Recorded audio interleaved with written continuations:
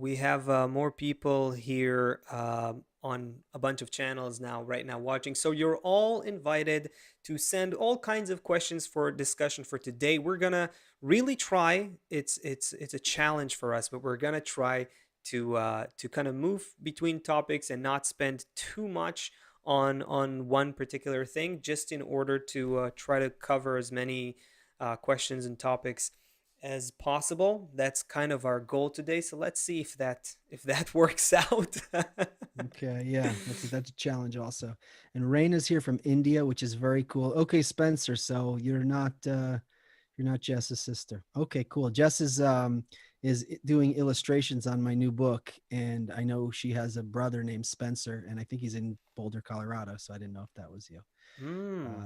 hey, Kevin in Spain, and Judah. Okay, Asaf. So listen, um, Yeah. sometimes depending on someone who's been with us for a while, they get a better picture of who we are and what we're doing here. But if someone just tunes in a little bit here or tunes in a little bit there, they might think that we're like, straight up hippie communist, like run on the beach naked, like free everything for everyone. And then on the other hand, they may think that we're like very much like Trump supporters and, you know, and like the fake media and freedom Yeah, and yeah, all. yeah. This is a question we get in all kinds of ways. In all So yeah, shapes and flavors. In all shapes and okay. flavors. Are you guys So communists or are you not? Are you socialists? What's the deal with you? What are you trying to say? Yeah.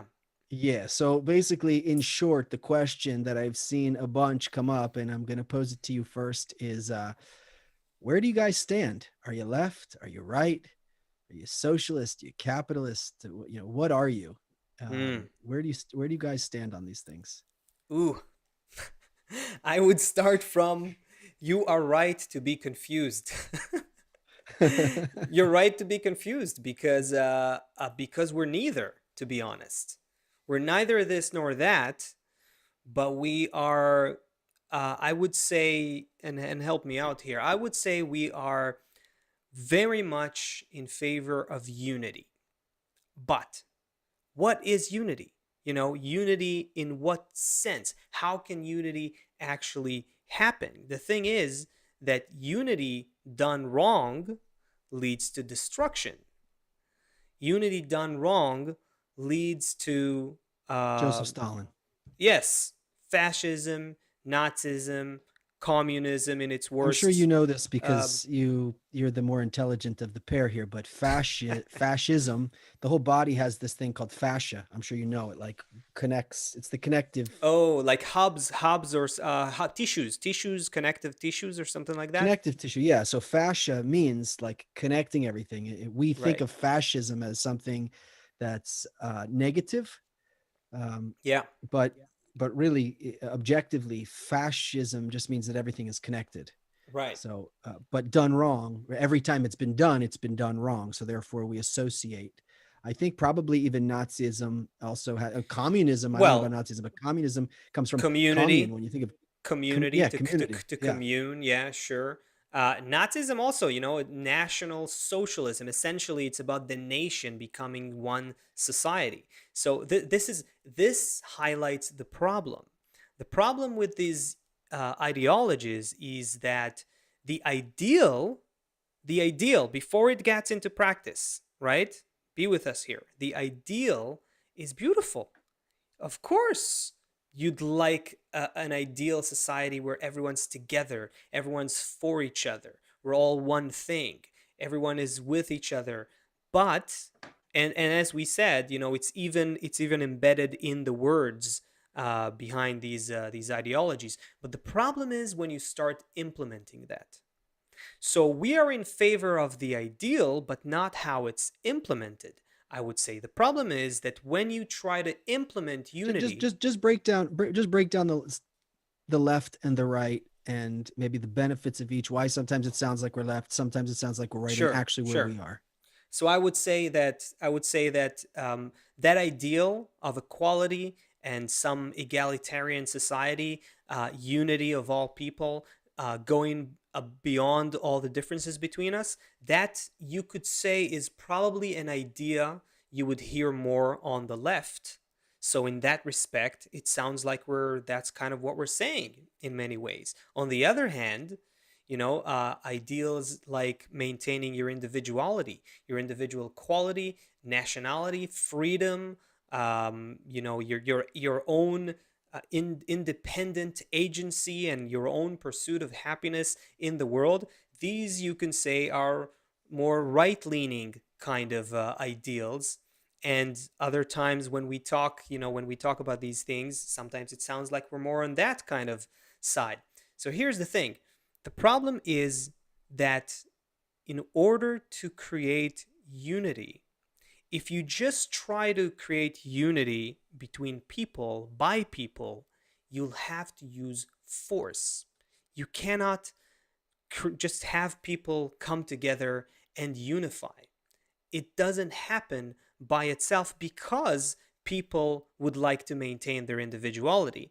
And so what you end up with is using force, hence communism, fascism, Nazism, and that leads to horrible destruction and suffering, as we've seen before. So the kind of unity that we're trying to advocate for, if you want to use that word, is unity that's done not by us trying to make everyone the same, uniformity, conformity, eliminating our differences. No, we need to bring nature's unifying force into the social reality.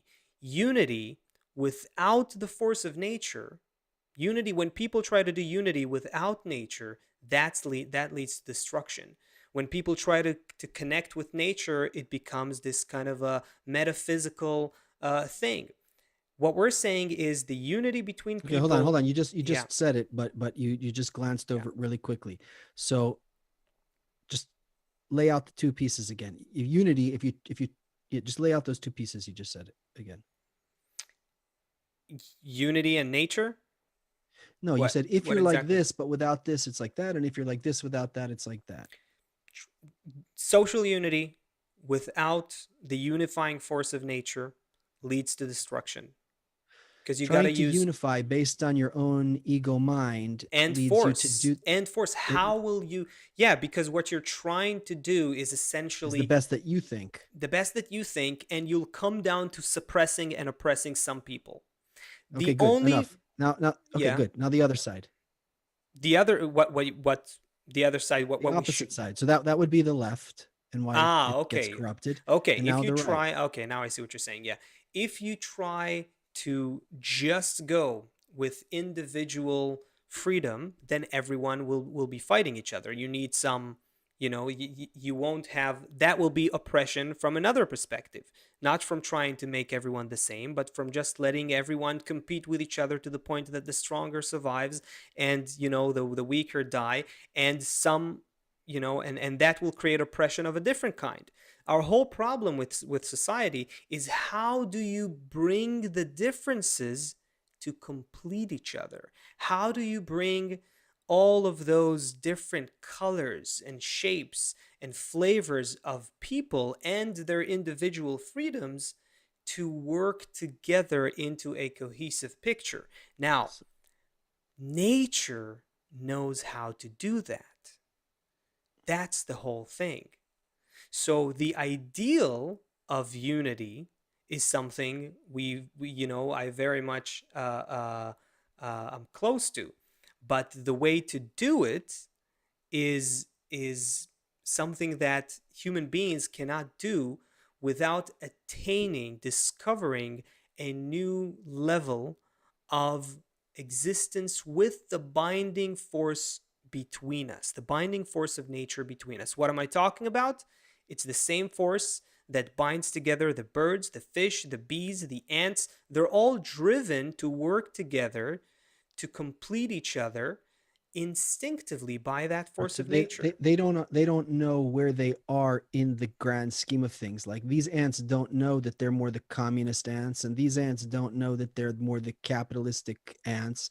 They're all performing their role wherever they fall on that spectrum without a mind, meaning with the upper mind of nature governing them. Then comes along us this protein which arranges itself beyond ants, and some of us are more on the communist kind of side, more on the left side, and some of us are more on the right side. But then we became conscious of ourselves instead of nature being, Yeah. instead So of feeling that the nature's operating on us, we feel that we're operating on ourselves. And I realize I'm coming through the speakers and not my headphones now that I hear the background noise. Has it been a problem yet? So Uh, while you put on your headphones, I will say that that's all we need to do. We need to achieve this unity through the binding force of nature consciously. So yes, we're in favor of unity, but yes, we're also in favor of everyone keeping their individual qualities. In fact, the kind of unity we talk about is the one is a type of unity that is not uniformity at all. It is this. Just imagine this beautiful mosaic with all of the different colors shining at their best, everyone with their own color, but together they make up this beautiful rainbow, or so they make up this beautiful system, this beautiful organism that has all kinds of functions in it, and every function is different, unique, and important, and one does not oppress or suppress the other. Everyone contributes to the same superorganism, to the same one body. We human beings are lacking just that, discovering that we are one body, and then we'll see how our individual traits can complement each other. Then we can have okay. unity. That's the only way to have unity in human society, and it has to happen consciously. Yeah. Should we go on to another Yeah, question yeah, let's or? do that. But before we do, Heidi, hi Heidi on Facebook. Heidi, we're also Chris is with us, and he caught your question over on Facebook. We moved most of our operation here over to the Great YouTube, to a channel called The Great Transition. So if you find us there, we're definitely monitoring. Asaf and I are now, we see the comments come in there. But thank you, Chris, for sending Heidi's question here. Heidi said it sounds like the ego is the problem and nature has no ego. Yeah, Mm, ego is the problem. Ego is also is the only thing we have to work with. Um, that's from our side. We can't get rid of the ego, otherwise we would just be a spark inside of the sun. We would not even, there would be no such thing as Heidi. There'd be no such person who developed and dressed herself and went out into the world and tried to discover the meaning of her life. She would just be an ant or a deer or on a vegetative level, or God forbid, or anything else. So here we are now in this with these big egos. So now we discover the ants don't know if the bee doesn't know if it's a queen bee or a worker bee or whatever it is. It just performs its role. We actually can start to understand who we are and how we fit into this whole system. yeah. Okay, nice. Let's also just cinch it up with this, that the method that we're working on here together, the whole wisdom of Kabbalah, is based on a system of 3 lines, meaning the left and the right, and then this kind of force of, not kind of, and then this force of nature. It's called creator, whatever you call it, nature. That so that the left and the right, instead of battling with each other, which is what we see in ourselves, what we see in families, what we see between nations, between political parties, the plus and the minus battle. What happens is once we bring that third force in, then the plus and the minus are always doing this eternal dance together, pushing and dancing and growing. And through that, we can rise, because the plus and the minus, the ego keeps growing and we keep complementing it with love. And by that, we just, the plus and the minus do an eternal dance and just keep rising. So it's called it's process called 3 lines, and we learn about that in the wisdom of Kabbalah. So, Saf, I got another question for you. Okay. You guys seem to be very confident about your views on current events. Where do you draw your views on current events? Okay. So, yeah, so this is also a question we get a lot, especially, with this show, which is most of the time we do spend talking about, the daily stuff that's happening. And you just mentioned, the authentic wisdom of Kabbalah. Both of us, I'll speak for both of us here. So both of us are studying and practicing the authentic wisdom of Kabbalah for the better part of the last 20 years. And as opposed to common misconceptions about the wisdom of Kabbalah, that it has to do with well, whatever mysticism and magic and numerology and astrology and all kinds of things. It actually has nothing to do with all of those things. It can explain where they come from and what they're trying to do, maybe. But the wisdom of Kabbalah comes from what you just talked about.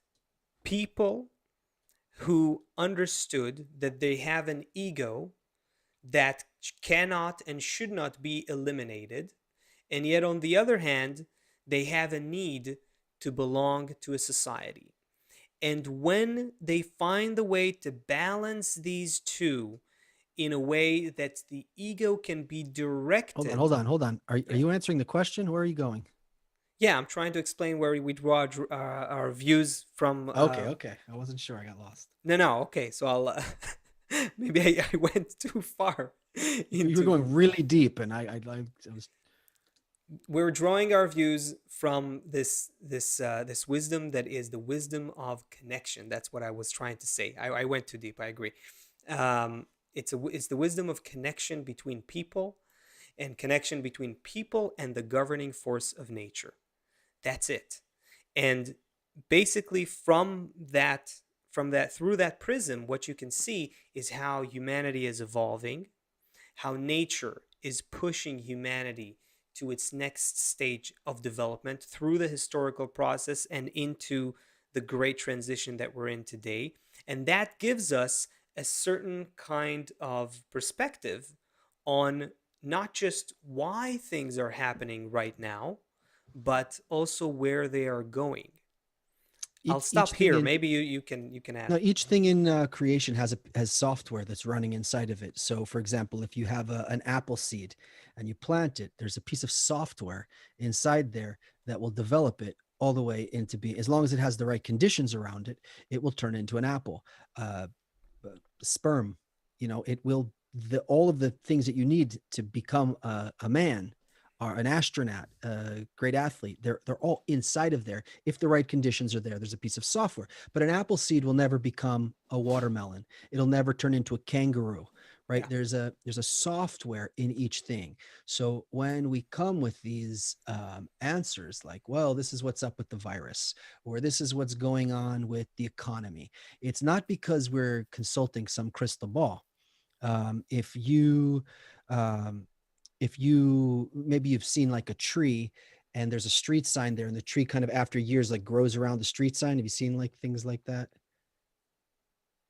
Sure. Yeah, so it doesn't matter, like you can put a piece of metal, but there's a tree software that's going to continue to grow. Yeah. So even if you put something, so there's no like predictions here. I mean, as far as like what year it's going to happen or exactly what month the virus is going to do this or this, but you already start by studying, um, by using these three lines and kind of and studying this system. You already understand what software is operating. You understand where the thing, like for example, a botanist can look at a plant and he says, oh, it's a seed, right? Here's a great example. You look at a horse being born and you look at a baby child being born. Within a few hours, the horse is walking and he's eating. Within a few hours, the baby is like sitting there. If you leave him alone, he's going to be eaten by birds. He can't fend for himself. He can't eat for himself. He can't do anything. So if you looked at both of them, you'd say, oh, that horse is going to be very famous and big It's and gonna great. He's go going to really far. make it. It's gonna go He's going to go places. far. That kid, he's gonna just be bird meat, It's gonna in a few die. hours, raven meat. Yeah. Yeah. But Hmm. if you understand the software that's operating in them and you understand how nature supports the development of those two things, in just a few years, that boy will be riding the horse, into the sunset. So in the same way, there's no crystal ball there. You just understand the system. So that's where we draw our views on the current events. Um, Yeah, I see that. there's a bunch of questions coming in now on the Yeah, YouTube chat we as we well. have some questions that we got in advance here. There's more of them, and we have some questions coming in. I just what is connection? David Mancini. Let's answer that quick, because that's kind of still in Go the for it. in the ballpark. What is connection? Um, it's a good question, actually. It's not that simple because let's start from what it's not. It's not about what agreements people or countries make with each other.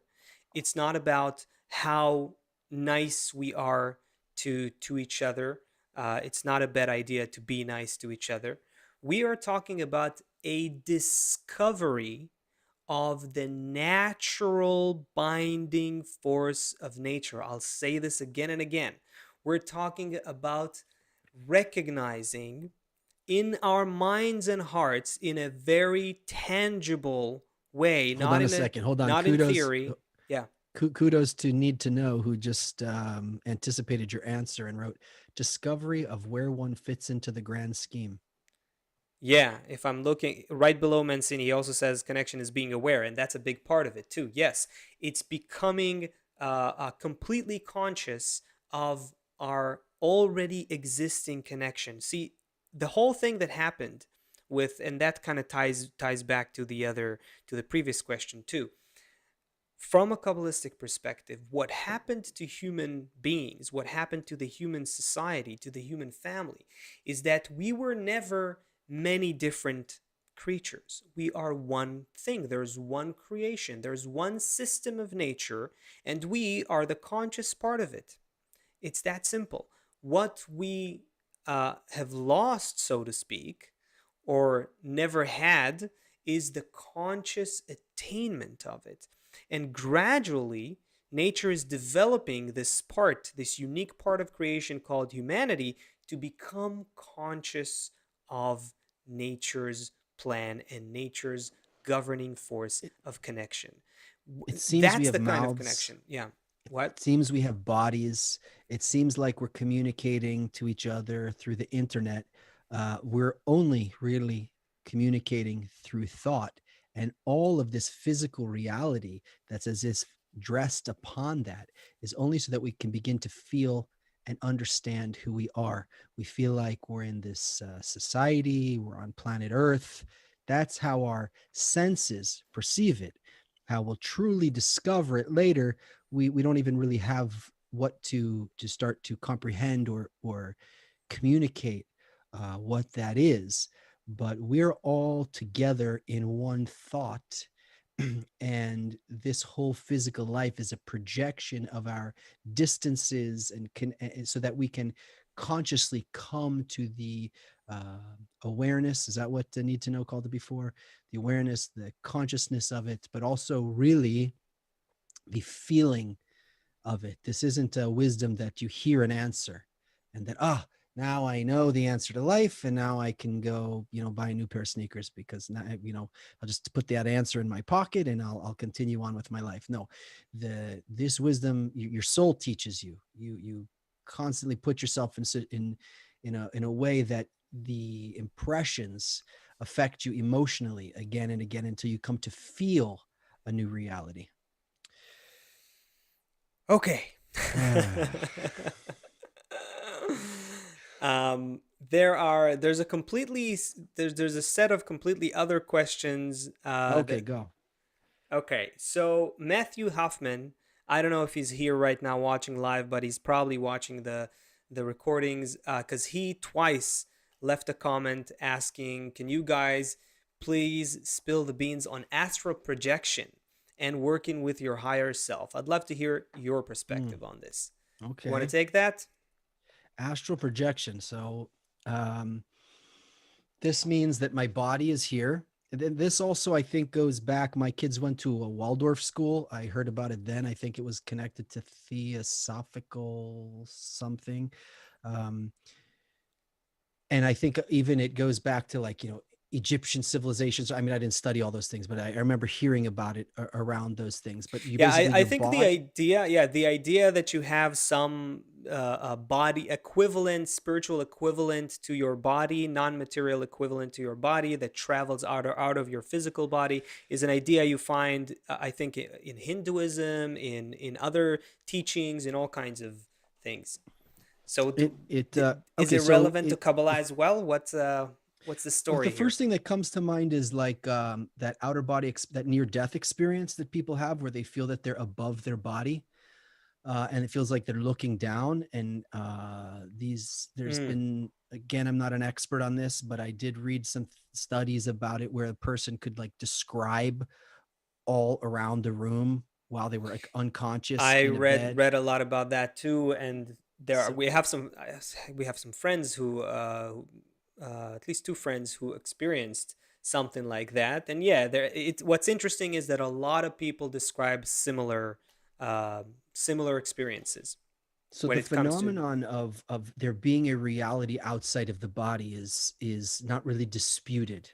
Now, if I want to, for example, travel to Jupiter, I want to astrally project myself to Jupiter for something, or I want to astrally project myself to my girlfriend who's in, another part of the world, or things like that. That's, already that's coming back to more of the ego's exploitation, not exploit, not in a bad way, but the same way like we have communism, like we talked about at the first question of the show, but the best we can come up with is just what our ego can come up with. If we don't have nature on top of it, then we're just taking some cool phenomenon and basically exploiting it for profit for ourselves. So to astrally project myself, to Disney World, or to astrally project myself to, to know, to wherever. I'm not sure why a person would want to astrally project, but I'm sure there's a very Well, it sounds good reason.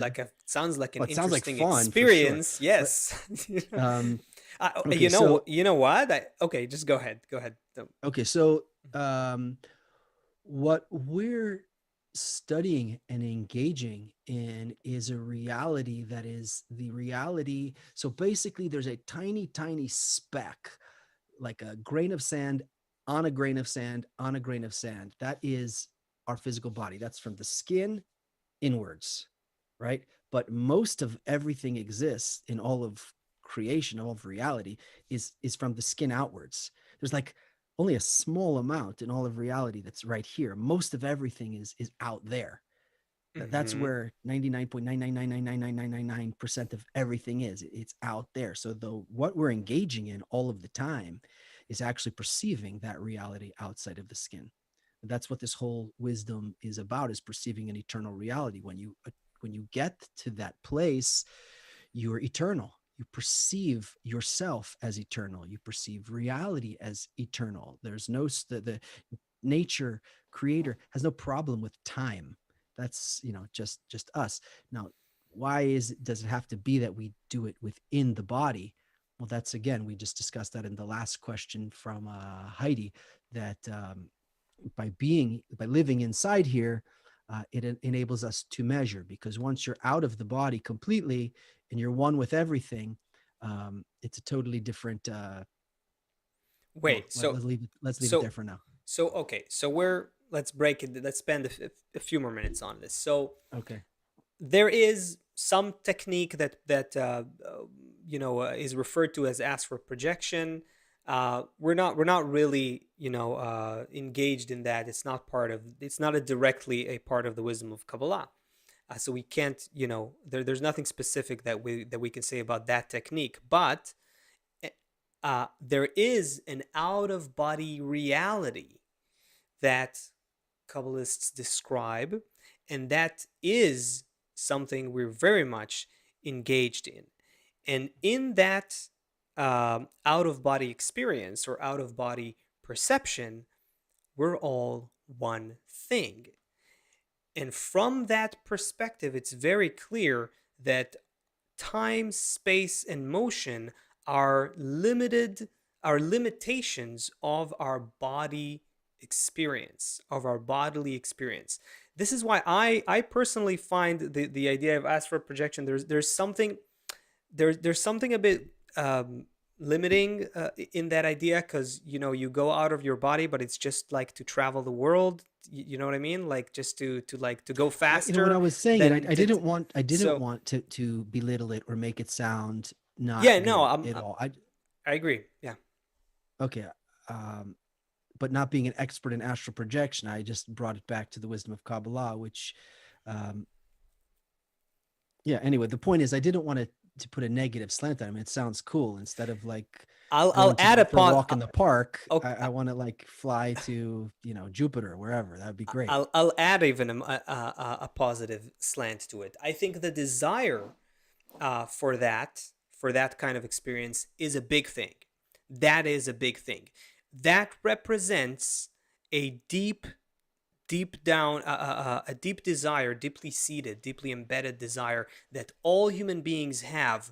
Most of humanity, however, are just not very detached from it, not connected to that desire. So people interested in things like astral projection, that unique desire that we have as human beings to understand where we actually exist and explore where we came from, is what gives birth to these ideas and to these desires.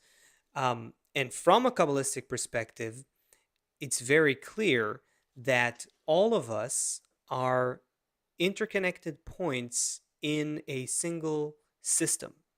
And that system is beyond time, beyond space, beyond motion. It's the essence of humanity. This is an entity that is something we can refer to as a collective entity, a collective soul, if you will, a collective desire, to be more precise about it. And when you think, when you have thoughts or desires like, oh, I want to get out of my body, and travel somewhere I've never been before, Or just stop the suffering. or stop the suffering, or get or be above the limitations of time, space, and motion. That desire to find your eternal existence, to find a higher existence, to get to be freed from the limitations of the body, is a very real desire. And there's a very real methodology to develop that desire to the point that it begins to feel that transcendent reality. That method goes through finding our connection to all of nature, starting from our connection to each other, Okay, to so our there's fellow human beings, and onwards. Yeah. so Denise is posting some questions in the chat for us on WhatsApp. So here's a couple. So Leon asked, Leon B on YouTube, hey Leon, how do we transition from the spiritual desire to the spiritual world? And I'm also going to ask you a second question. Steph Van de Ven on YouTube says, hi from the Netherlands. I heard Michael Eitman, that's our teacher, once telling that the soul is a collective being Right. and not something attached to an individual. Can you explain this? Yeah, let's go. I'll try to be concise, because our goal today is to get as many questions as possible. But um, not to I hate to break the romance, to kill the romance. Well, don't But kill the romance. Please don't make it okay, too so I academic. won't. Keep So it I won't keep it. keep it Yeah, romantic. yeah. Please keep me interested No, I'll keep you interested. in my emotions, not just my mind. Okay. We are all one thing. Okay, You, I'm with you. you, and me, and who's here? I see Kevin James and Leon and Need to Know and Patricia and David and Noah and a bunch, Raina Yetzi, Raina, a bunch more people. Raina says she Sharon. loves it when you go deep. So she says I learn when a stuff goes deep. Okay, well, sometimes it goes too deep into other areas that are not the question.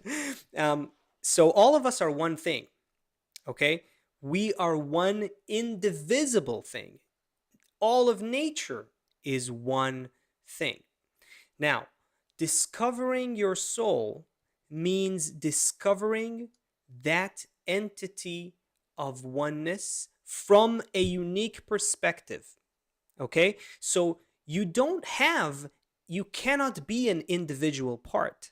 There is no such reality in reality. It only appears to us through our broken perception, our egoistic perception. We think there's me in the world, there's me and other people, there's me and the forces of nature, there's different people, different political parties, different views, different, but it's all one thing from the perspective of nature itself. When you begin to feel that oneness, that means discovering your soul. So you're actually discovering the collective soul, but from a unique perspective. And so In all people in humanity, just one more, they essentially discover the same collective soul if they actually rise above to that perception. It's not like you discover a certain, your own soul, and you're in your own world, and he discovers his soul in his own world. Everyone discovers, just like today, we're in a world, right? What's happening our corporeal reality is just is just a very crude version of the whole of reality. It's a replica. It's a very I don't have the word, like not sharp, blurry, super blurry version of the true reality, but it's still the true reality.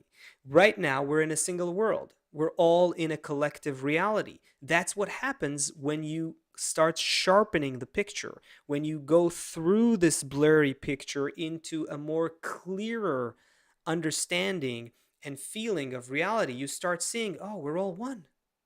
We're just one thing. We're all connected. We all live in a collective entity you can call the collective soul of mankind. Kabbalists have a name to it. I won't get into technical Kabbalistic terms, but that's what you discover. So that's the meaning of discovering the soul. Okay? Now I can break the Romans. You don't have a soul. You too, you do, Seth. You don't have a soul either. Save I it don't for have a. another show, would you? We okay. We don't have an Save it for individual the, soul. Now I had to just lay that. Okay. Um, uh, where do we go from here? yeah, Let's. I don't know where to go from here. um, Mancini wants to know if the Earth exists. I don't know. Maybe he's on another planet. I never met him in person. He says he's from Quebec, but it could be a movie set.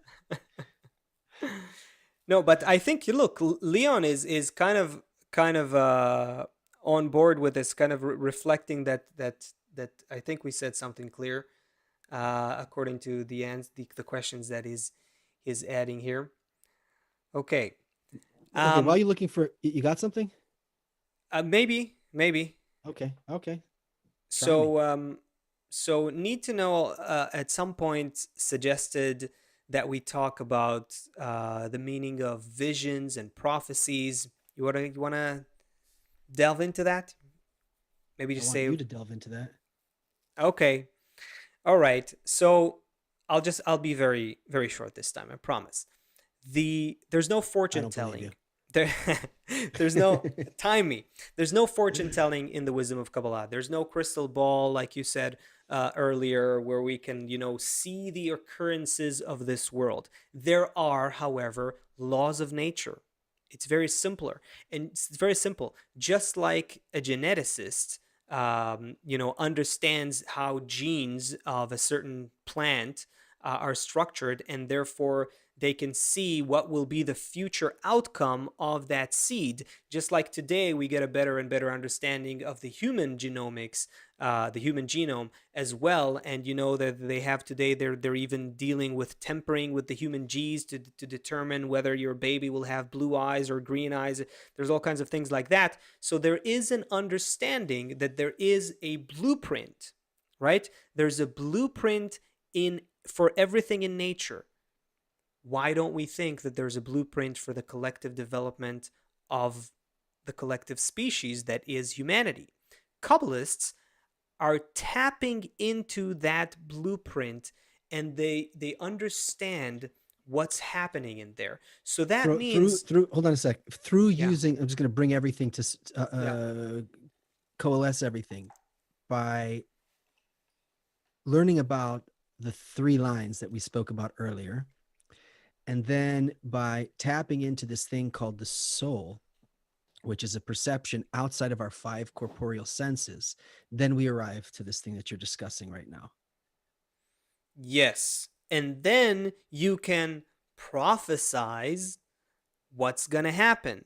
But it's not really, prophecy is just a word that was maybe, misused today, maybe misused, but in ancient times or Kabbalistically speaking, that it had a different meaning. It simply meant an attainment of the deeper laws of nature hidden from our 5 senses, which you attain through coming out of your ego and into the collective entity that is humanity and seeing how it's developing. And from that perspective, from that attainment, you can say humanity is going towards a more advanced state of connection, but the ego is going to have to grow before that. So that means that humanity is going to have to scatter across the globe. That means that more different individuations, like differences in language and cultures, are going to have to develop. That means that afterwards they'll have to connect in a new globalized way. And then you can say, globalization needs to occur, for example. But you don't know exactly, what company the stock, how the stock market will rise and at what percentage on what day. That's not the kind of prophecy that is, that we're talking about here. I promise to be short. I don't know if I. Okay, there. Yeah. Um, we have friends here with us from England, from Massachusetts, from the Netherlands, from Utah, from DC, Puerto Rico, Egypt, Cairo, from India, Spain, Brazil, California, Norway, and Great. probably more Puerto Rico, I saw as well.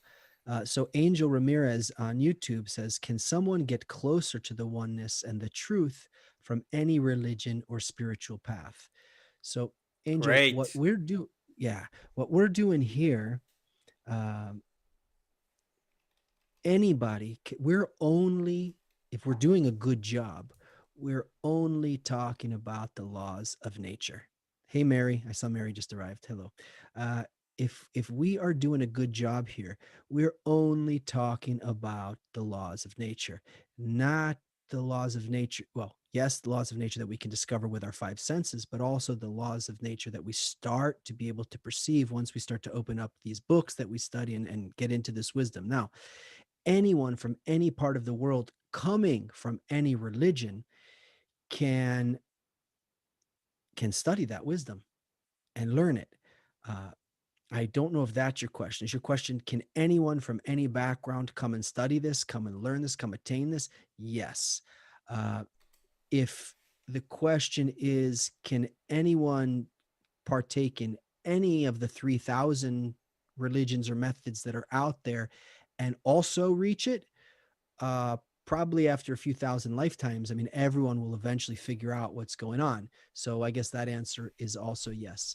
Uh, but if your answer is, can anybody come to the wisdom of Kabbalah from any religion or any spiritual path and start to study this and advance, the answer to that is yes. And um, you know, the greatest Kabbalist, who adapted the wisdom of Kabbalah to our generation and wrote a lot about the Great Transition. And we call it the Great Transition, this great transformation that humanity is now entering into this new era of discovering our oneness. He mentioned that you, all religions, belief systems can stay. That's not even a problem. It's not like that we will learn how to not be in conflict, because our unity will be deeper than customs and cultures and religions and mentality. It'll be based on our natural being, interconnectedness that's embedded into our being. It's deeper than that. You see what's happening here? That's where we're going. It's also interesting, and I'll just throw something here without opening it, that if you go deep enough, probably into um, every religion, you will find some kernels, some seeds of that oneness that the wisdom of Kabbalah talks about as well. But let's not open that up just now. So, I'm just going where through the chat. There's a lot going on over there. yeah, where are we going here? Where where are we going? There's I a want to answer something from David since he asked so many questions here. okay. I'm trying to. I saw some earlier ones. I don't know how to get back to them though. He said something earlier like, what made you like say yes to this wisdom? Like that you. I don't. I'm trying to find the question. Like, how did you land on this and figure this is it? Oh boy, we're not gonna get into this now. Okay, No, fine. All right. no. So you ask, find a question. He did. I think there was a question. Maybe maybe from Mancini as well, actually, that I thought that's where you're going because it's more related to what we just discussed now. So, can you study Kabbalah if you wear a turban or whatever he said there? You're a Rastafarian or you're whatever. The answer is yes. We are part of a global community with thousands of people from all over the world, languages, cultures, religions, mentalities, all colors, ethnicities, whatever you want. We are studying this wisdom together, practicing it together, and it is specifically through the diversity and the differences that in our time we can achieve our unity. That's the whole problem, going back to the very first question we started from. Mm-hmm. This is the whole problem that none of the political ideologies can even conceive of, can even accommodate. We're not talking about unity in the sense of, we need to make sure that the economy works for everyone, and we're gonna fight everyone who doesn't think that way, and we're gonna you know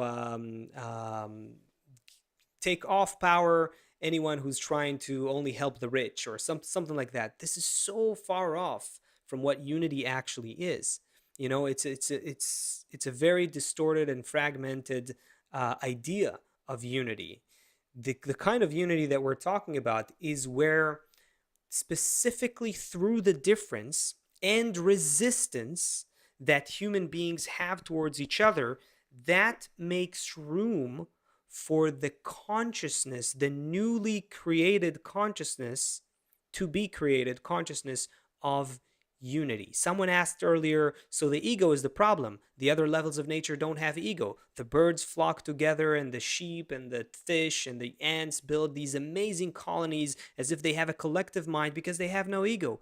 Yeah, but with human beings, we need to achieve unity despite the ego, to cover our ego with unity.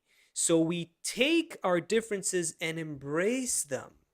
We will, when we do that, when we'll begin to actually work on it, and it's work, it's not just going to happen magically. People are going to have to consciously work on themselves, work on connecting to each other. It's going to have to become embedded into our education, into our culture, into the kind of messages that we relate to each other through media, social media, mainstream media, whatever. We're going to have to go through a very drastic change of consciousness, the great transition, right?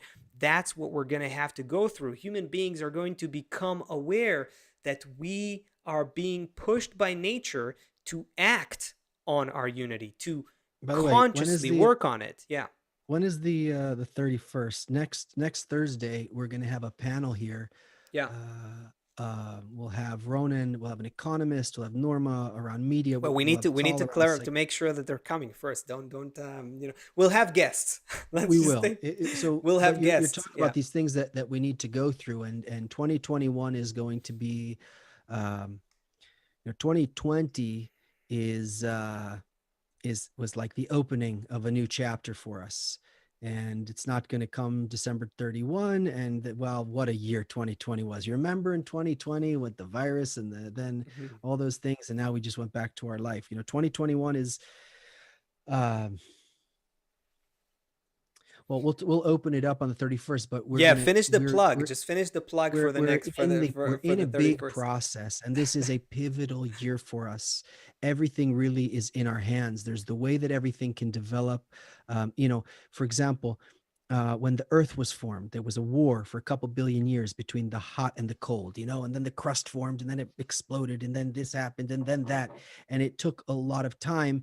Nobody would be jealous of anybody who was alive during that time, living in a hell on earth, right? But after it comes, then our earth is a nice place to be. So right now, there's a war between these forces, between, for example, I'm just going to use very mundane words, between the East and the West, China and the US, between capitalism and communism, between, how many divorces, between Democrats and Republicans. There's a lot of wars. We can go through them for a few dozen years, maybe even a World War III and a nuclear war, and maybe even more than that, a fourth war.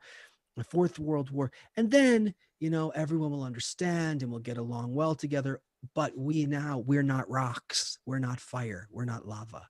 We have the human mind and the human heart. We have friends all around the world now.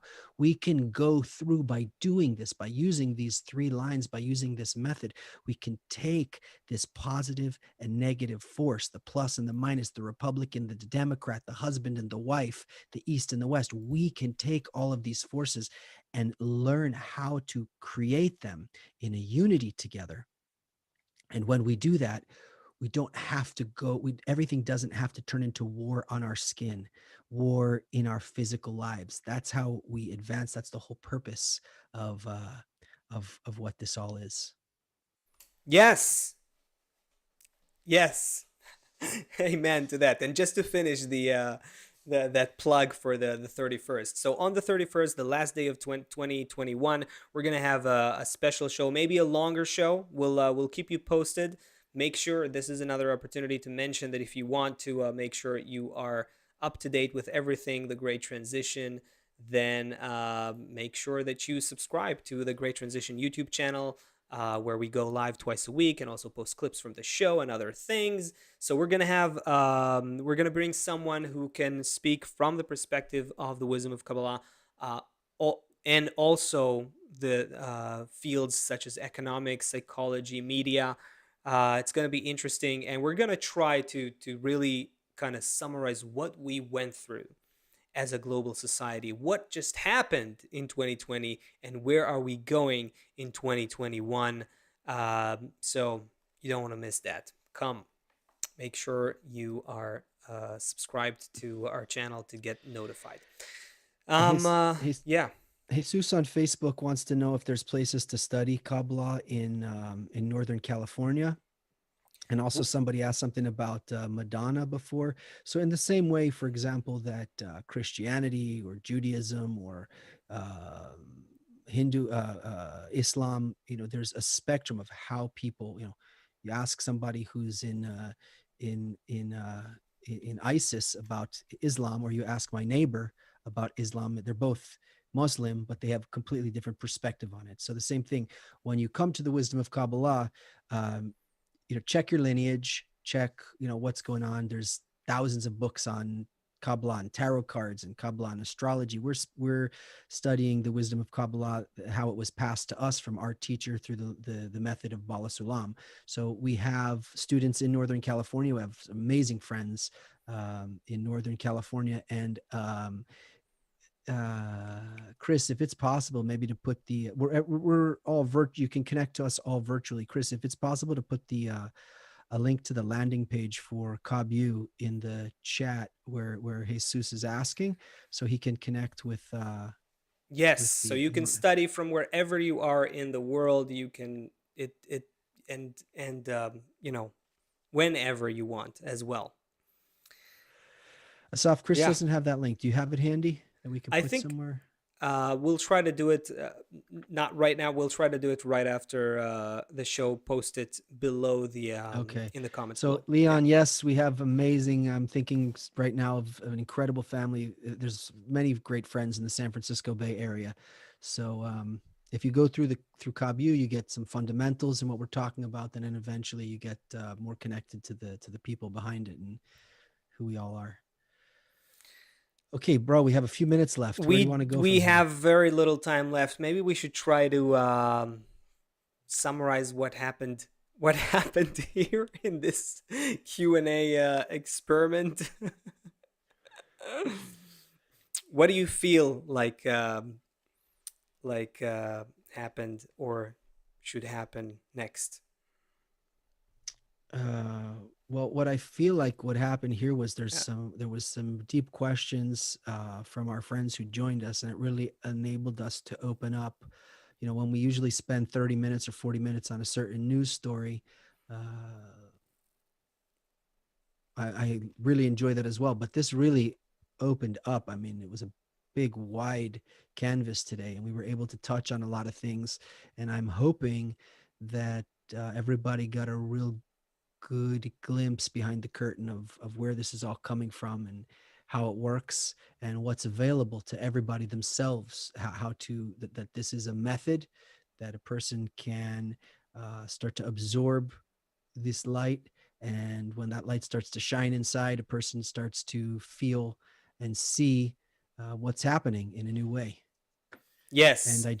Denise just posted the link to the learning center. So Oh, to Kabu, great. I mean, so I'm gonna post that in the chat over there. Great, So great. So yeah, and, definitely everybody, you know, absolutely go to Kabu to and try the courses there, and that would really, really throw you into, catapult you into a whole different experience of reality. Look, at some point there, we had a question on how did we come to Kabbalah or something like that. We don't have time to get into it now, and we have like a minute left. But I'll just say, maybe you do you have a song for us to wrap up? So not live. I'm not ready for live, but I okay, can queue okay, up a but song here for sure. sure, sure. So until you find something for us, I would just say this, that the I'm not gonna go into the whole story of how I got into Kabbalah, found Kabbalah, and all that, but I'll just say this: there is the feeling is almost 20 years into this, right?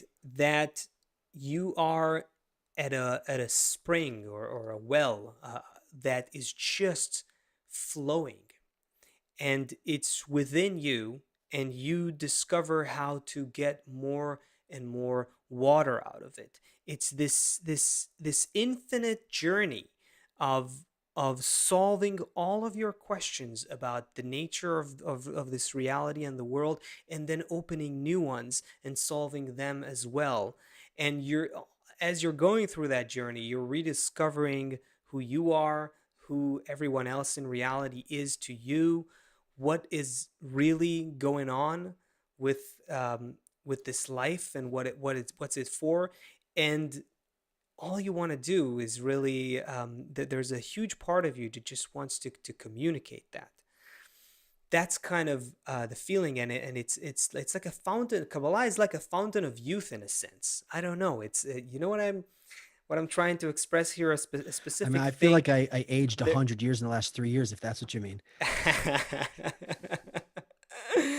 It's like it never gets old. It never gets, I don't know how to Oh, for even, sure, for you sure. know what I mean? Yeah. You're living, we're living in this dynamic reality too, right?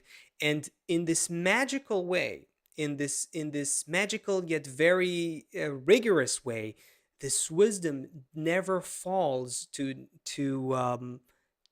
tell you what's going on, to inform you about what is happening. And so you're discover, on the one hand, you live on one level where, just like the whole of humanity, you're going through the motions and going through the news and going through life, and you know, oh, there's a virus, this happened, that happened, yeah. But there's another level where everything that happens takes a new meaning, and there's depth to it, and there's like it's like, I don't know, like living, you know, on a 2D plane versus a 3D plane, where there's meaning and purpose in everything that's happening. There's a guiding force of nature that is there, and the whole point of this wisdom is to be sensitive to it. That's what it does at the end of the day. It just turns that knob of that sensitivity more and more and more within you. That's all there is, really. All right, all right. I don't know if I managed to communicate anything here, but thank you, everybody. Very nice. Thank Thank you, you, Seth. everybody. It was great We to will be see together you again. on Sunday, 2 p.m. Eastern, the Great Transition. Let's sing and dance and enjoy. Ooh. We wanna know what makes your heart sing. We do. We wanna know, does connection get you boiling? We do. We want you to know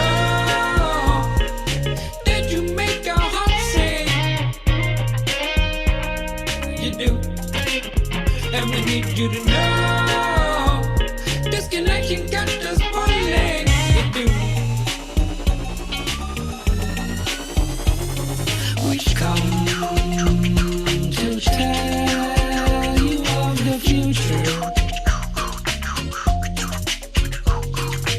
Each is loved by one and all. We spend our days doing good to others,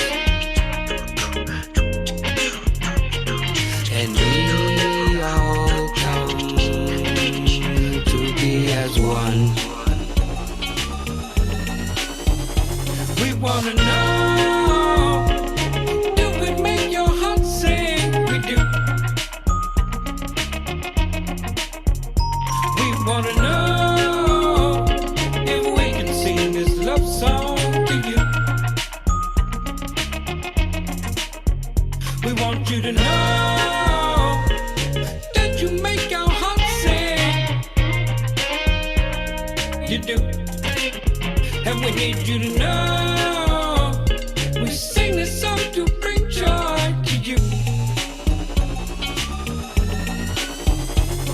We are living in a world of love. We are singing all in one song of love. The reason for living